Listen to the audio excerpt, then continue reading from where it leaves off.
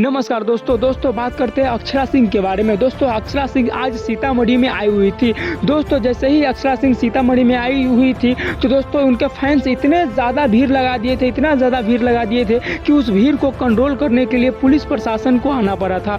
दोस्तों मैं आपको बता दूं कि जैसे ही अक्षरा सिंह सीतामढ़ी में पैर धरी तो दोस्तों जैसे ही फैंसों को पता चला कि अक्षरा सिंह आ रही है तो दोस्तों इतने सारे फैंस अक्षरा सिंह को देखने आ गए कि दोस्तों अक्षरा सिंह को गाड़ी से उतरकर होटल तक जाने में काफ़ी ज़्यादा दिक्कत का सामना करना पड़ा।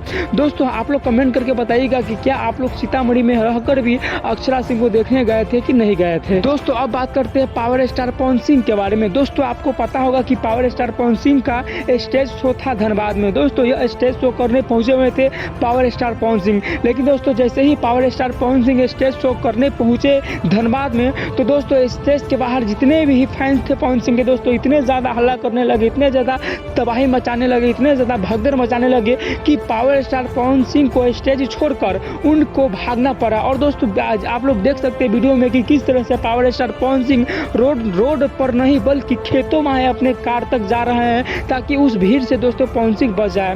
क्योंकि दोस्तों ऐसा माना जा रहा है कि दोस्तों पवन सिंह का टाइमिंग कुछ और था और पवन सिंह कुछ और टाइमिंग पे पहुंचे हुए थे। इसी कारण से दोस्तों पावर स्टार पवन सिंह का फैंस काफ़ी ज़्यादा भड़क गए थे और काफ़ी ज़्यादा गुस्सा में हो गए थे।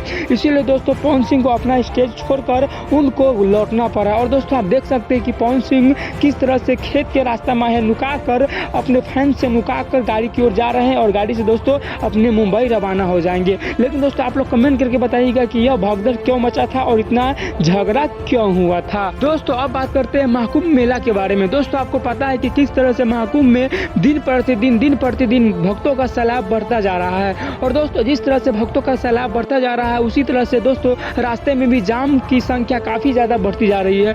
दोस्तों हाल फिलहाल में आपने सुना होगा कि किस तरह से 300 किलोमीटर तक जाम में लोग फंसे थे। लेकिन दोस्तों उसी बीच जाम के बीच से ये कैसा खबर निकल के आ रहा है कि जैसे ही दोस्तों आप खबर सुनिएगा तो आपका दिल एकदम गार्डन हो जाएगा कि ऐसा भी हमारे देश में लोग रहते हैं। दोस्तों आपको पता होगा कि बहुत सारे भक्त जाम में बहुत दिन तक बहुत लंबे समय तक फंसे हुए थे। तो दोस्तों उसी बीच एक आदमी का शादी था।